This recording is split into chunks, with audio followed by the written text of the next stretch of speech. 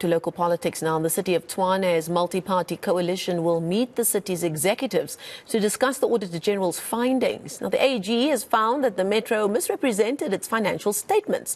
A report shows that the city lacks sufficient internal controls and proper management of its assets. The coalition says it's concerned and is working on swift remedial action. Our reporter Pule Letshwiti-Jones has been following that story and joins us now for an update. Now, Pule, what's the update on that multi-party coalition government meeting? And that was set to take place today. Have we heard anything coming out of that as yet? No, we understand it will be taking place around 6 p.m. Okay. Where the multi-party coalition government, of course, will be having a meeting with some of the Metro's executives just to find a way as to how they can try and resolve, the city's financial status. Of course, this comes amid the Auditor-General's findings to say, amongst other issues, Marcel, to say the latest audit revealing a gross underrepresentation of monies owing to suppliers, money owed to the municipality, the payment of loans, and fruitless and wasteful expenditure. So it was really a scathing report which actually paints a not so good picture about the city's finances. And the multi-party coalition government says they've welcomed the report. The mayor as well, Randall Williams, has welcomed the report. However, there's a sense of blaming as well the previous administrators who were once running the city, but of course saying that they inherited an already bankrupt city from the ANC as well. And this is what was coming from the representatives from the coalition government in the City of Tshwane, Mr. Dr. Corne Mulder. So you get a sense that they want accountability, but also it seems as though they're moving one step forward and 4 steps back. Let's just take a listen to what Mr. Mulder had to say. Well, what I can tell you is that we did not inherit a healthy financial City of Tshwane. We inherited basically a bankrupt city from the ANC and from the administrators that were there being appointed by the provincial government. So that is what we basically inherited. That is a fact. There's no doubt about that. So we will take that into consideration as well. And as I've said, we will look into exactly what transpired. But one must understand that this is still part of the legacy that we inherited. And the coalition remains absolutely committed to clean administration, transparency, excellent service delivery, and those kind of things. We've now seen basically 12 months of this 5-year term. So there are 48 months to go in which we hope to turn around this situation. And we want to work towards a clean audit, obviously, but we need to rectify what happened in the past, and we will take internal steps as well, if need be, in terms of internal processes, etc.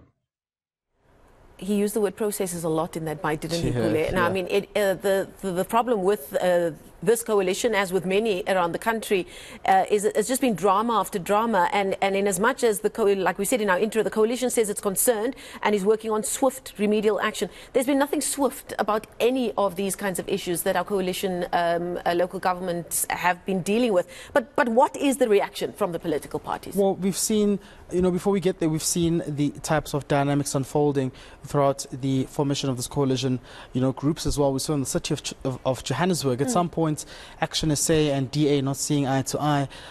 We saw what has been unfolding in the city of Ekurhuleni. It looks as though it's now gone to the city of Tshwane, and this is the status of what's going on. Truth be said, the residents of the city are still, not happy with service delivery. I mean, throughout the festive season, you and I would have seen the stories we're covering. We went to some of the various informal settlements as well, where residents are complaining about not having access to water tankers being delayed. This essentially means service providers not being paid on time, electricity issues, unplanned outages, potholes, amongst other issues. So you get the sense that, yes, the city does say it's working towards ensuring that it can fix everything, but it looks as though it's racing against time. So in this sense, the opposition parties are saying that this is something that has to be discussed in council.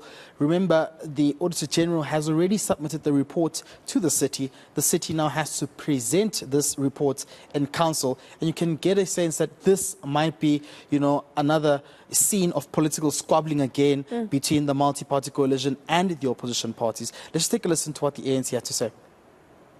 If you are a leader and you want to tell people that whenever there are challenges, you should not be blamed. I mean, who else must be blamed?